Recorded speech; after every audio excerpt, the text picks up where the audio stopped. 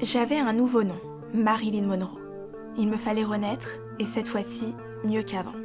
Connue de toutes les générations, actrice, chanteuse, mannequin et muse, cette femme emblématique du XXe siècle fait encore rêver bon nombre de personnes aujourd'hui. D'une beauté ravageuse, légèrement scandaleuse, libre et libérée, qui se cachait réellement derrière cette blonde sulfureuse.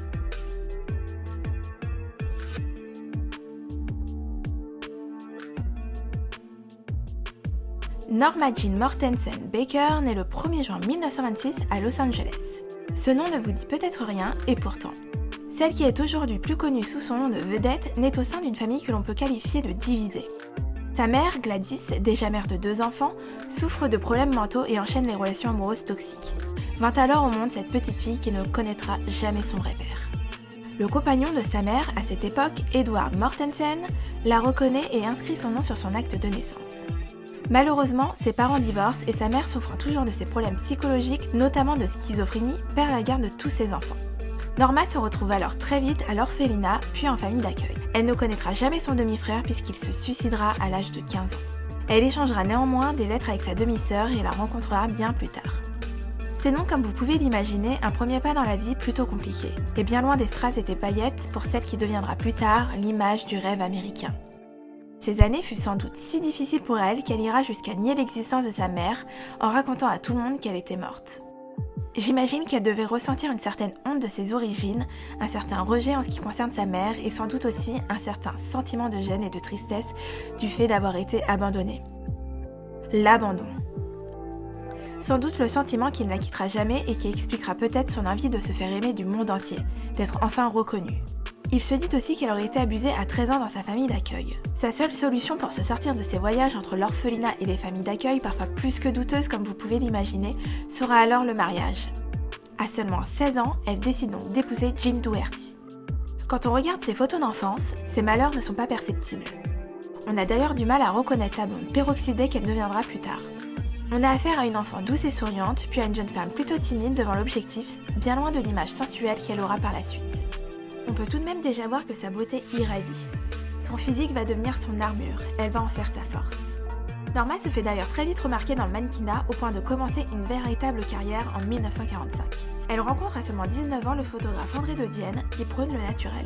Il sait mettre en valeur la jeune femme et à partir de là, tout s'enchaîne très vite. Son physique fait rêver, elle se transforme en véritable pin-up et fait la couverture de nombreux magazines. Un an plus tard, en août 1946, elle signe un contrat avec les studios de la 20th Century Fox. À partir de ce moment-là, Norma Dougherty, sous les conseils du directeur de casting, devient alors Marilyn Monroe. Elle prendra le nom de jeune fille de sa mère, peut-être une manière pour elle de ne pas se perdre, de ne pas oublier qui elle est. Ce nouveau nom, c'est pour elle une renaissance, elle qui anciennement était le matricule 3463 à l'orphelinat. Toute sa vie, Marilyn aura été la muse de nombreux artistes. Elle rencontre le photojournaliste Sam Shaw lors d'un tournage. Le photographe, lui, est directeur artistique de magazines de cinéma et est souvent invité à prendre des photos sur les tournages de films. Une amitié sincère se lie entre les deux personnes.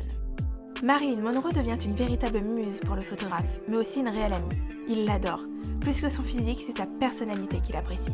Il ne tarit jamais d'éloges la concernant et lui rend hommage en la décrivant comme une femme simple, sérieuse et travailleuse qui rêve tout de même de reconnaissance. Il la décrit aussi comme une artiste entièrement dédiée à son public qu'elle aimait tant et qui lui rendait bien. Il confiera qu'elle était exigeante envers elle-même, qu'elle souhaitait être la meilleure et que depuis sa mort, personne n'est venu la remplacer dans leur cœur. Le travail de Shaw se différencie beaucoup des photographes de l'époque dans le milieu d'Hollywood. Il aimait que ses modèles soient naturels, les photographier dans leur vie de tous les jours, sans décor hyper travaillé. Il souhaitait représenter la simple réalité. C'est ce qu'il faisait donc aussi avec Marilyn. Il aimait la photographier lorsqu'elle préparait un rôle, se maquillait ou même lorsqu'elle se baladait dans les rues de Manhattan. On peut d'ailleurs parfois apercevoir dans certains clichés l'engouement que suscitait Marilyn Monroe chez ses fans. Sam Shaw parle aussi de sa muse comme d'une femme libre. Elle représentait la liberté, comme peu d'autres femmes l'ont fait. Elle a dit d'elle-même qu'elle était un symbole sexuel. C'est vrai, c'est le symbole le plus libre qui soit. À une époque où une femme n'était pas vraiment libre de mener sa vie comme elle l'entendait, Marilyn, elle, souhaitait faire ce qu'elle voulait et vivre de ses rêves. Elle n'avait pas peur du regard des autres, ni même de ce que l'on pouvait penser d'elle. C'est d'ailleurs pour cela qu'on pouvait parfois la considérer comme scandaleuse. Tout le monde se souvient encore parfaitement aujourd'hui du scandale de la petite culotte lors du tournage du film 7 ans de réflexion. Ce petit incident qui aurait pu s'avérer plutôt gênant pour quelqu'un d'autre est passé pour Marilyn pour quelque chose de plutôt amusant. Elle en a tellement joué devant les photographes. On imagine donc là un certain trait de caractère, une femme pleine d'humour qui ne se prend pas au sérieux et surtout pleine d'autodérision. Une femme volontairement provocante pour une époque plutôt puritaine. À la fin de sa vie, à seulement 36 ans, Marilyn Monroe, autrefois au sommet, connaît maintenant une grosse dépression. Rien ne va plus. Que ce soit au niveau professionnel ou au niveau sentimental, l'actrice connaît une véritable descente aux enfers. Elle enchaîne les déceptions, elle va même jusqu'à se faire virer d'un de ses films. Bert Stern, un photographe de seulement 32 ans, rêve de photographier ce sex symbole. Marilyn accepte, sans doute dans l'espoir de se sortir la tête de l'eau. On la retrouve sur les clichés sans aucun artifice, dans son plus simple appareil, le corps non maquillé. Sur les clichés, on voit la Marilyn radieuse d'autrefois, libre et espiègle. Elle semble enfin revivre. Malheureusement, et de manière plutôt tragique, elle décédera quelques semaines plus tard. Sa mort est un choc immense pour le monde entier. Elle faisait partie de ces femmes emblématiques, belles, talentueuses et inspirantes que tout le monde admirait. Malheureusement, après des années de liberté, de succès et de bonheur apparent, la vedette s'engouffre dans une dépression qui n'aura de cesse de la dévorer. Difficile pour elle de voir la lumière au bout du tunnel, après ses divorces et ses rôles perdus. Je pense qu'elle devait se sentir incroyablement seule dans un milieu où si l'on n'est pas entouré, tout peut très vite basculer. Elle regrettait aussi de ne jamais être prise au sérieux, que le monde ne la voit seulement comme un physique sans aller plus loin. Elle aurait souhaité avoir des rôles plus intelligents et plus profonds, et non juste des rôles de belle blonde. De plus, les rumeurs concernant sa probable liaison avec le président John Fitzgerald Kennedy n'arrangeaient rien non plus. La femme de l'ombre.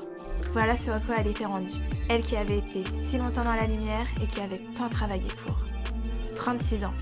C'est donc l'âge auquel la belle Marilyn Monroe s'est éteinte seule dans son lit. Dans des conditions d'ailleurs plus qu'étranges qui ont énormément fait parler et inspiré les complotistes. L'histoire de Marilyn Monroe laisse quand même à réfléchir. Évidemment, je n'ai que survolé sa vie ici.